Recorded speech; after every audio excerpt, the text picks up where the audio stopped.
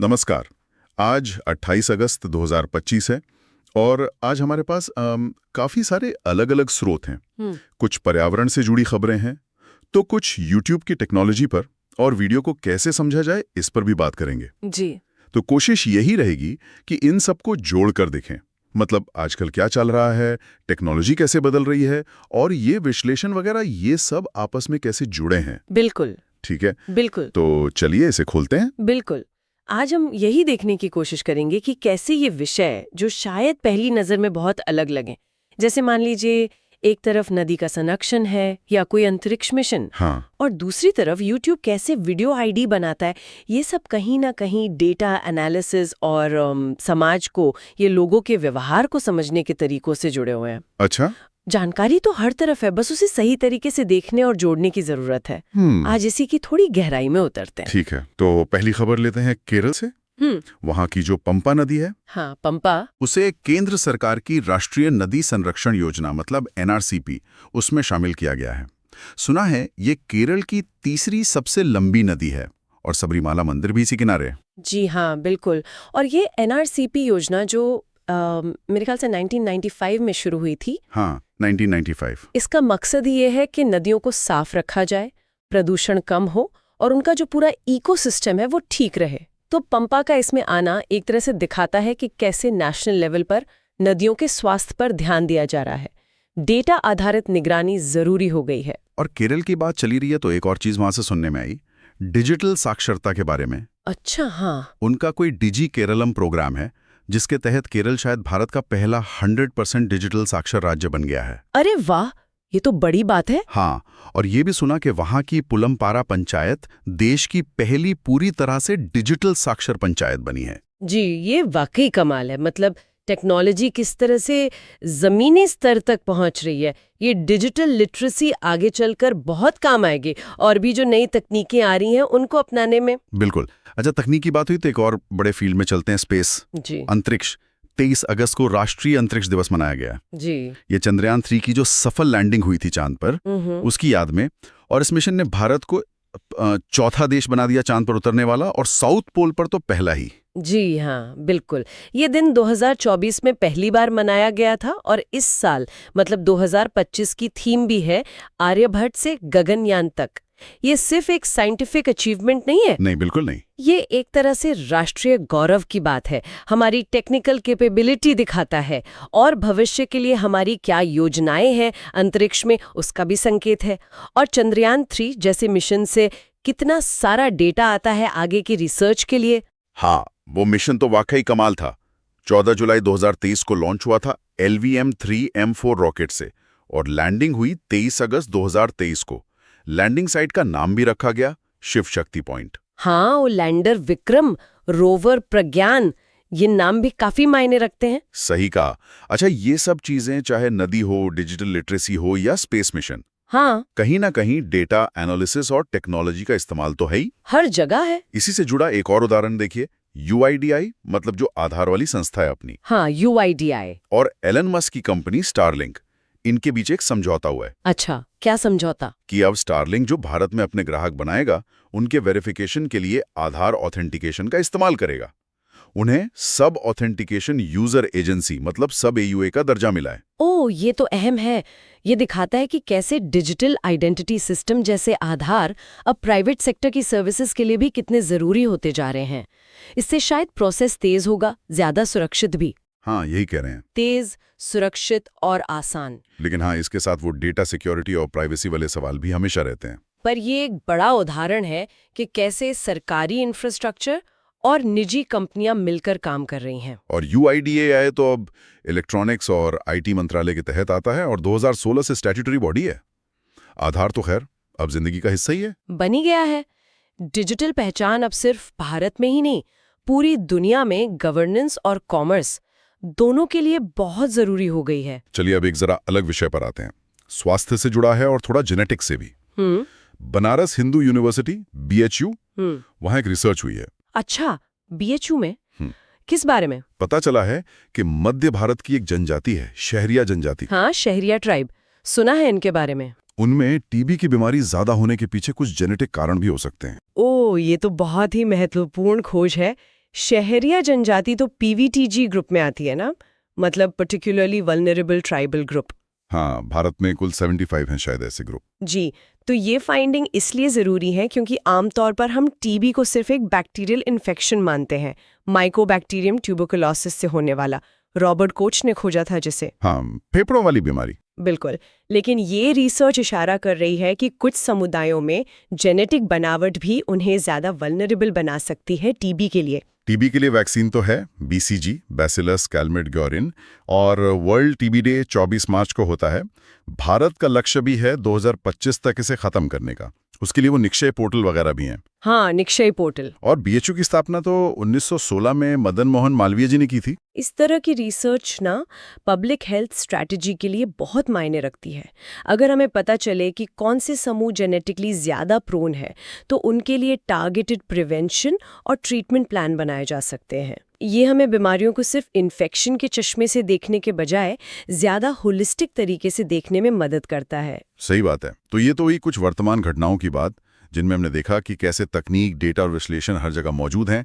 अब जरा चलते हैं यूट्यूब की दुनिया में। अच्छा, यूट्यूब? हर मिनट वहां, मतलब सैकड़ों घंटे का वीडियो अपलोड होता है। ये प्लेटफॉर्म कैसे पक्का करता है कि हर वीडियो का यूनिक आईडी हो, कोई डुप्लीकेट ना हो जाए? हाँ, ये एक बहुत ही इंटरेस्टिंग टेक्निकल प्रॉब्लम है और यूट्यूब इसके लिए एक खास सिस्टम इस्तेमाल करता है, बेस 64 इनकोडिंग। बेस 64, ये क्या होता है? बेस 64 में क्या होता है? आपके पास नंबर्स होते हैं 0 से 9 तक, फिर अपर केस लेटर्स A से Z, फिर लोअर केस लेटर्स A से Z, और साथ में 2 स्पेशल कैरेक्टर भी होते हैं, आमतौर पे डैश, माइनस और अंडरस्कोर। तो कुल मिला के 64 कैरेक्टर हो गए। अच्छा, पर बेस 64 ही क्यों? मतलब नॉर्मल गिनती क्यों नहीं 1 2 3 या हेक्साडेसिमल जो बेस 16 होता है? बहुत अच्छा सवाल है। बेस 64 ज़्यादा एफिशिएंट है, मतलब कम कैरेक्टर्स का इस्तेमाल करके आप बहुत ज़्यादा यूनिक कॉम्बिनेशंस बना सकते हैं। सोचिए, सिर्फ 11 कैरेक्टर की आईडी से यूट्यूब करीब 73 क्विंटिलियन। क्विंटिलियन कितना होता है ये? मतलब 73 के आगे 18 शून्य, इतने यूनिक आईडी बना सकता है। तो ये भविष्य के लिए भी काफ़ी है, और अगर कभी ज़रूरत पड़ी भी तो बस एक कैरेक्टर और बढ़ा दें तो क्षमता कई गुना बढ़ जाती है। और नॉर्मल गिनती क्यों नहीं चलती 1 2 3 वाली? उसके साथ 2 बड़ी दिक्कतें हैं। पहली, सिंक्रोनाइजेशन। पूरी दुनिया से एक ही टाइम पर हजारों वीडियो अपलोड हो रहे हैं। एक सीरियल नंबर सिस्टम में ये पक्का करना बहुत मुश्किल है कि 2 वीडियो को एक ही नंबर ना मिल जाए, गड़बड़ हो सकती है। हाँ, ये तो है। और दूसरी दिक्कत है सुरक्षा। अगर आईडी सीक्वेंस में हो, जैसे 101, 102, 103, तो कोई भी अंदाजा लगा सकता है कि अगला वीडियो कौन सा होगा। ये प्राइवेट वीडियो के लिए ठीक नहीं है। इसीलिए यूट्यूब रैंडम आईडी बनाता है और फिर ये चेक करता है कि वो आईडी पहले से इस्तेमाल तो नहीं हो रहा। अच्छा, तो रैंडम प्लस चेकिंग। जी, तो ये बेस 64 सिस्टम सिर्फ यूनिक आईडी ही नहीं देता, बल्कि ये यूजर के लिए अपलोडिंग को स्मूथ बनाता है, वीडियो लिंक्स को भरोसेमंद रखता है और सिक्योरिटी भी देता है। ये सब पर्दे के पीछे होता है, पर यूजर एक्सपीरियंस के लिए बहुत जरूरी है। ठीक है, ये तो हुई वीडियो आईडी की बात। पर यूट्यूब पर जो कंटेंट है, जो वीडियोस हैं और जो लोग उन्हें देख रहे हैं, उन्हें कैसे समझा जाए? यहाँ शायद सेंटिमेंट एनालिसिस जैसी चीजें काम आती हैं, खासकर कमेंट्स के लिए। बिल्कुल, सेंटिमेंट एनालिसिस या एसे, ये नेचुरल लैंग्वेज प्रोसेसिंग NLP और मशीन लर्निंग ML की एक बहुत पावरफुल तकनीक है। इसका इस्तेमाल टेक्स्ट डेटा जैसे कि यूट्यूब कमेंट्स में छिपी राय या भावना को समझने के लिए किया जाता है। भावना मतलब पॉजिटिव, नेगेटिव? हाँ, मोटे तौर पर पॉजिटिव, नेगेटिव या न्यूट्रल, लेकिन ये और भी ज्यादा बारीक हो सकता है, जैसे खुशी, गुस्सा, हैरानी, दुख। इस तरह की भावनाओं को भी पहचाना जा सकता है। इसका फायदा क्या है क्रिएटर्स के लिए या प्लेटफॉर्म के लिए? दोनों के लिए बहुत फायदा है। क्रिएटर्स को पता चलता है कि दर्शक उनके कंटेंट के बारे में असल में क्या सोच रहे हैं, क्या उन्हें पसंद आ रहा है, क्या कोई खास चीज़ है जो अच्छी नहीं लगी। इससे वो अपने कंटेंट को बेहतर बना सकते हैं। कुछ स्टडीज तो ये भी कहती हैं कि मूवी ट्रेलर के कमेंट्स का एनालिसिस करके उसकी बॉक्स ऑफिस सक्सेस का अंदाजा लगाया जा सकता है। अच्छा। और प्लेटफॉर्म के लिए भी ये जरूरी है। वो समझ सकते हैं कि किस तरह का कंटेंट ज्यादा पॉपुलर हो रहा है या कहाँ पर कोई समस्या है। ये होता कैसे, मतलब टेक्नोलॉजी क्या है इसके पीछे? इसकी प्रक्रिया में मोटे तौर पे 2 स्टेप्स होते हैं। पहला है प्री प्रोसेसिंग, मतलब कमेंट्स के टेक्स्ट को साफ करना, जैसे स्पेलिंग मिस्टेक ठीक करना, फालतू के शब्द हटाना, टेक्स्ट को स्टैंडर्डाइज करना। ओके। और दूसरा स्टेप है क्लासिफिकेशन। इसमें मशीन लर्निंग मॉडल्स का इस्तेमाल होता है। पुराने मॉडल्स जैसे SVM या नाइव बेस भी यूज होते हैं, पर आजकल डीप लर्निंग मॉडल्स जैसे LSTM या ट्रांसफॉर्मर्स ज्यादा इस्तेमाल होते हैं, क्योंकि वो भाषा की बारीकियों को बेहतर समझ पाते हैं। ये मॉडल टेक्स्ट को पढ़कर बताते हैं कि उसमें भावना कैसी है। क्या ये हर भाषा के लिए आसानी से हो जाता है, जैसे हिंदी या दूसरी भारतीय भाषाओं के लिए? ये एक बड़ी चुनौती है। ज्यादातर रिसर्च और बने बनाए मॉडल्स अंग्रेजी के लिए हैं। दूसरी भाषाओं, खासकर भारतीय भाषाओं के लिए डेटा की कमी और भाषा की जटिलता की वजह से ये थोड़ा मुश्किल होता है। लेकिन हाँ, अरबी, पुर्तगाली, बंगाला जैसी भाषाओं में भी इस पर काम हुआ है। सटीकता भाषा और इस्तेमाल किए गए मॉडल पर निर्भर करती है। और इसमें भी क्या और गहराई होती है, मतलब सिर्फ पॉजिटिव नेगेटिव से आगे? हाँ, बिल्कुल। एक चीज होती है aspect based sentiment analysis, ABSA। ये सिर्फ ये नहीं बताता कि कमेंट पॉजिटिव है या नेगेटिव, बल्कि ये भी बताता है कि वो भावना वीडियो के किस खास पहलू या एस्पेक्ट के बारे में है। जैसे कोई कह सकता है वीडियो की क्वालिटी तो बढ़िया है पर आवाज ठीक नहीं थी, तो ABSA बताएगा कि क्वालिटी के लिए सेंटिमेंट पॉजिटिव है और आवाज के लिए नेगेटिव। अच्छा, ये तो बहुत यूजफुल लग रहा है। हाँ, इससे बहुत बारीक फीडबैक मिलता है। कुछ रिसर्च ये भी दिखाती है कि ABSA का इस्तेमाल करके वीडियो सर्च को भी बेहतर बनाया जा सकता है। और एक और दिलचस्प स्टडी ने कमेंट्स के सेंटिमेंट और वीडियो की लंबाई का दर्शक जुड़ाव से संबंध देखा। पता चला कि छोटे वीडियोस दर्शकों को ज्यादा देर तक बांधे रखते हैं और नेगेटिव कमेंट्स का व्यूज और लाइक्स पर मिला जुला असर हो सकता है। इन सब विश्लेषण तकनीकों का एक प्रैक्टिकल नतीजा शायद वो AI, YouTube समराइजर जैसे टूल्स हैं। स्रोत में नोट GPT जैसे किसी टूल का जिक्र था। बिल्कुल, ये उसी तकनीक का एक एप्लीकेशन है। लंबे वीडियो देखने का टाइम नहीं है तो AI उसका सार निकाल कर दे देता है। ये तभी संभव है जब AI वीडियो के कंटेंट और शायद कमेंट्स के सेंटीमेंट को समझ पाए। ठीक है, तो YouTube से थोड़ा और आगे बढ़ते हैं। वीडियो का इस्तेमाल सिर्फ मनोरंजन या जानकारी के लिए ही नहीं होता। सोशल साइंसेज में भी वीडियो डेटा का विश्लेषण हो रहा है। इसे VDA यानी वीडियो डेटा एनालिसिस कहते हैं। जी हाँ, वीडियो डेटा एनालिसिस, VDA। इसमें शोधकर्ता वास्तविक जीवन की घटनाओं की वीडियो रिकॉर्डिंग्स का इस्तेमाल करते हैं। ये रिकॉर्डिंग CCTV से हो सकती है, पुलिस के बॉडी कैम से या फिर आम लोगों के मोबाइल फोन से। और इनका इस्तेमाल सामाजिक व्यवहार, लोगों के बीच बातचीत और स्थितियों को समझने के लिए किया जाता है। इसका इस्तेमाल कहाँ-कहाँ होता है? अपराध विज्ञान में डकैती या हिंसा की घटनाओं के पैटर्न समझने के लिए, समाजशास्त्र में विरोध प्रदर्शन कैसे होते हैं या लोग भीड़ में कैसे व्यवहार करते हैं, इसका अध्ययन करने के लिए, शिक्षा में भी ये देखने के लिए कि क्लासरूम में टीचर और स्टूडेंट कैसे इंटरैक्ट करते हैं, कौन से टीचिंग मेथड ज्यादा प्रभावी हैं। तो वीडियो का फायदा क्या है पारंपरिक तरीकों के मुकाबले, जैसे इंटरव्यू या सर्वे? वीडियो की सबसे बड़ी खूबी ये है कि ये हमें चीज़ों को बहुत करीब से और बार बार देखने का मौका देता है। हम वीडियो को रीप्ले कर सकते हैं, स्लो मोशन में देख सकते हैं, उन छोटी छोटी डिटेल्स पर ध्यान दे सकते हैं जो शायद लाइव देखने में या बाद में याद करने पर छूट जाएं, जैसे किसी के चेहरे के भाव, बॉडी लैंग्वेज, बातचीत का टोन, दो लोगों के बीच कितनी दूरी है, ये सब। इससे हमें ये समझने में मदद मिलती है कि कैसे लोगों के छोटे छोटे एक्शन और इंटरैक्शन मिलकर एक बड़ी घटना को अंजाम देते हैं। इसमें विश्लेषण करते कैसे हैं, मतलब क्या चीजें देखते हैं? इसमें कई आयाम देखे जाते हैं, जैसे चेहरे के भाव, बॉडी पोस्चर, लोग एक दूसरे से कैसे बात कर रहे हैं, उनके बीच की दूरी, आसपास का माहौल क्या है। शोधकर्ता अक्सर वीडियो को कोड करते हैं, मतलब उसमें जरूरी घटनाओं या व्यवहारों को मार्क करते हैं। फिर वो अलग अलग लेंस से विश्लेषण करते हैं। लेंस जैसे कितनी बार कोई खास व्यवहार हुआ, हाँ? गणना, घटनाओं का क्रम क्या था, समय अनुक्रम, बातचीत का उतार चढ़ाव कैसा था, लय बारी बारी, कौन लोग ज्यादा एक्टिव थे, अभिनेता, लोगों के बीच रिश्ते कैसे दिख रहे थे, नेटवर्क, और उन्होंने जगह का इस्तेमाल कैसे किया, स्थानिकता। ये सब तरीके हैं वीडियो से मतलब निकालने के। सुनने में तो काफी ललित काम लगता है भी, और इसकी अपनी सीमाएं भी हैं। पहली बात तो ये कि विश्लेषण की क्वालिटी वीडियो की क्वालिटी पे बहुत निर्भर करती है। कैमरा एंगल क्या था, रिकॉर्डिंग साफ है या नहीं, और क्या वीडियो में जो दिख रहा है वो स्वाभाविक व्यवहार है। दूसरी बात, हम सिर्फ वो देख सकते हैं जो रिकॉर्ड हुआ है। प्राइवेट जगहों या बातचीत का विश्लेषण मुश्किल है।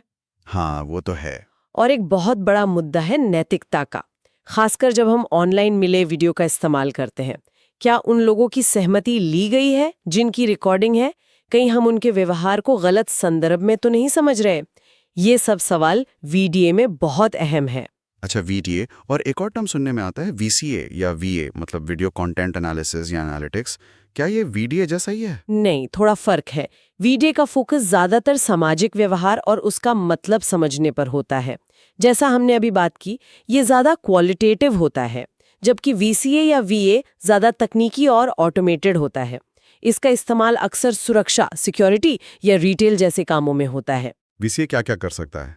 ये बहुत सारे काम ऑटोमेटिकली कर सकता है, जैसे वीडियो में कोई हिलती हुई चीज डिटेक्ट करना, मोशन डिटेक्शन, किसी व्यक्ति या गाड़ी को ट्रैक करना, चेहरा पहचानना या गाड़ी की नंबर प्लेट पढ़ना, वीडियो में कोई छेड़छाड़ हुई है या नहीं ये पता लगाना, या फिर आग या धुएं का पता लगाना।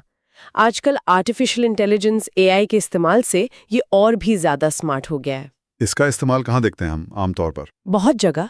सिक्योरिटी कैमरेज जो फुटेज एनालाइज करते हैं, दुकानों में ये देखने के लिए कि ग्राहक किस सेक्शन में ज्यादा जाते हैं या कितनी देर रुकते हैं, हीट मैप्स। पुलिस द्वारा हजारों घंटों की फुटेज में से किसी संदिग्ध या गाड़ी को ढूंढना। यहाँ तक कि गेमिंग में भी, जैसे एक्सबॉक्स का काइनेक्ट जो आपके शरीर की मूवमेंट को ट्रैक करता था, वो भी एक तरह का वीसीए ही था। समझ गया। तो मतलब वीएआई सामाजिक समझ के लिए और बीसीए ज्यादातर ऑटोमेटेड कामों के लिए। हाँ, मोटे तौर पर ऐसा कह सकते हैं। ठीक है, तो हमने तकनीक की गहराई समझी, विश्लेषण के तरीके देखे। अब वापस आते हैं यूट्यूब पर और उन लोगों की बात करते हैं जो वहाँ कंटेंट बनाते हैं, क्रिएटर्स। उनके लिए ये सब जानना, खासकर एनालिटिक्स, क्यों जरूरी है? हाँ, यूट्यूब एनालिटिक्स ये क्रिएटर्स के लिए एक बहुत ही पावरफुल टूल है। ये एक डैशबोर्ड होता है जहां उन्हें अपने चैनल और हर एक वीडियो के प्रदर्शन के बारे में ढेर सारा डेटा मिलता है। ये सिर्फ ये देखने के लिए नहीं है कि कितने व्यूज आए। तो फिर किस लिए? ये समझने के लिए कि क्या चीज काम कर रही है और क्या नहीं, कौन से टॉपिक दर्शकों को पसंद आ रहे हैं, किस तरह के वीडियो ज्यादा देखे जा रहे हैं, लोग वीडियो को कितनी देर तक देख रहे हैं, कहाँ पर ड्रॉप कर रहे हैं, ये सब जानकारी। इसका सबसे बड़ा फायदा क्या लगता है आपको? सबसे बड़ा फायदा ये है कि आप अंदाजे लगाना बंद कर देते हैं। मतलब शायद लोगों को लंबे वीडियोस पसंद हैं या शायद सुबह पोस्ट करना अच्छा है। ऐसी बातों की जगह आप अपने खुद के डेटा को देख सकते हैं। आपके अपने दर्शकों के लिए क्या सही है। हो सकता है आपके चैनल पर छोटे वीडियो ज्यादा चलते हों या शाम को पोस्ट करने से ज्यादा व्यूज आते हों। ये डेटा आपको ये बताता है। इससे आप अपनी कंटेंट स्ट्रैटेजी को लगातार बेहतर बना सकते हैं। तो इसमें कौन कौन से मेट्रिक जरूरी हैं देखने के लिए, अगर चैनल लेवल पे बात करें? चैनल लेवल पर कुछ चीजें बहुत जरूरी हैं, जैसे कुल देखने का समय, वॉच टाइम। ये YouTube के लिए बहुत महत्वपूर्ण मेट्रिक है। कितने नए सब्सक्राइबर आए या कितने गए, आपके वीडियो के थंबनेल कितनी बार दिखाए गए, इम्प्रेशंस, और कितनों ने उन पर क्लिक किया, क्लिक थ्रू रेट या CTR। और आपके दर्शक कौन हैं, उनकी उम्र, जेंडर, वो कहाँ से हैं, डेमोग्राफिक्स, और वो आपके वीडियो तक पहुंच कैसे रहे हैं, क्या वो सर्च से आ रहे हैं या सजेस्टेड वीडियो से या कहीं और से, ट्रैफिक सोर्सेस। और अगर किसी एक खास वीडियो की बात करें तो वीडियो लेवल पर 2 मैट्रिक्स मेरे हिसाब से सबसे ज्यादा जरूरी हैं। पहला, औसत देखने की अवधि, मतलब लोग औसतन आपका वीडियो कितनी देर देख रहे हैं। दूसरा, दर्शक प्रतिधारण। ये एक ग्राफ होता है जो दिखाता है कि वीडियो के किस पॉइंट पर कितने प्रतिशत दर्शक देख रहे थे। अच्छा, वो ग्राफ जिसमें लाइन नीचे जाती है। हाँ, वही। वो ग्राफ बताता है कि कहाँ पर लोगों की रुचि बनी रही और कहाँ पर उन्होंने वीडियो देखना बंद कर दिया। ये ग्राफ वीडियो को एडिट करने और बेहतर बनाने के लिए सोने की खान है।